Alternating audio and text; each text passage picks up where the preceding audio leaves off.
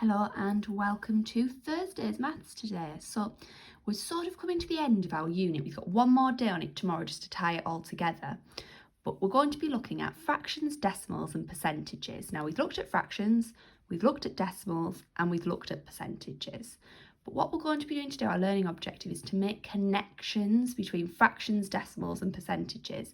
So we understand equivalence really, what it would be as a fraction, what it would be a decimal, what it would be as a percentage. And it actually at the top of your page here, it does have examples. So 1/10 is the same as 0.1. We know that because when we write out tens, ones, tenths, if we were writing 0.1, we can see very clearly that that's the same as 1/10. Okay, and then that's the same as 20%, and 10%. That's what we've been working on over the past couple of days. So you can see 2/10 is the same as 0.1, 20%, 3/10, 0.3, 30%. Then with the hundreds, again, if I write on my whiteboard, if we were writing in hundreds and we had 0.01, we would have 1 in our 100ths, wouldn't we? So we know that 0.01 is the same as 100th, and that is the same as 1%, because remember that percentage sign means out of 100, so it's 1 out of 100. And then that goes up, so 2 100ths, which if we were writing on the whiteboard, we would write like that, 0.022 100ths, okay? And that will be the same as 2%, 3 100ths, 0.03 is the same as 3%. These ones are the ones that are a little bit more hard to get your head around, but I think we've been doing a pretty good job so far this week. Loads of you have been able to do 25, 75%. So 1/4 is the same as 0.25 or 25%.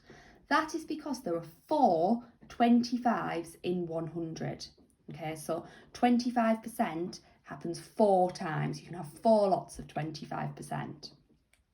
So 1/4. So whenever we're trying to work out 1/4 or 0.25 or 25%, we just divide by 4. Half is the same as 0.5 or 50%. That's because 50 is half of 100. There'll be 2 50%s in 100. And finally, we've got 3/4, 0.75, 75%. To work that out, what we would do is, we would find 1/4 or 25% or 0.25 of something, and then we would times it by 3, just like we would if we were finding 3/4 normally. That's all there for you at the top of the page. Refer to it, it will help you. Okay, if you're then starting on section A, you have to say if it's true or false. So is 3/10 the same as 0.3? So look back at the top of your page, think about it. Would that make sense for it to be? Can you write it out for me? So you would write into your book 3/10 equals 0.3, and then you can either put a T or an F, whether it's true or false, and you can work down them. Then you've got a matching activity. You don't need to write this out as a matching activity. You can just write 6/10 equals, I'm going to actually help you out here, 6/10 will be the same as 0.6, so write them next to each other. Okay, if you want to have a go at section B, it asks you to write as fractions. Okay, now remember, if something has got, like 0.32 has got 2 decimal places, okay, after the decimal point, so you'll have to use your hundredths. So it's going to be 32 over 100.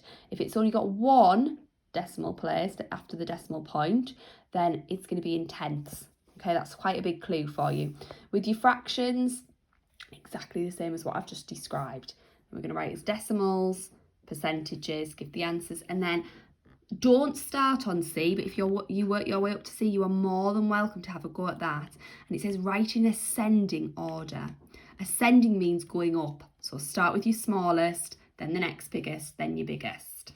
Okay, give the answer as a percentage. You will have to get them both into the same to be able to have a go at giving it as a percentage. It probably makes sense to turn them both straight into percentages, and then you don't have to do some more work.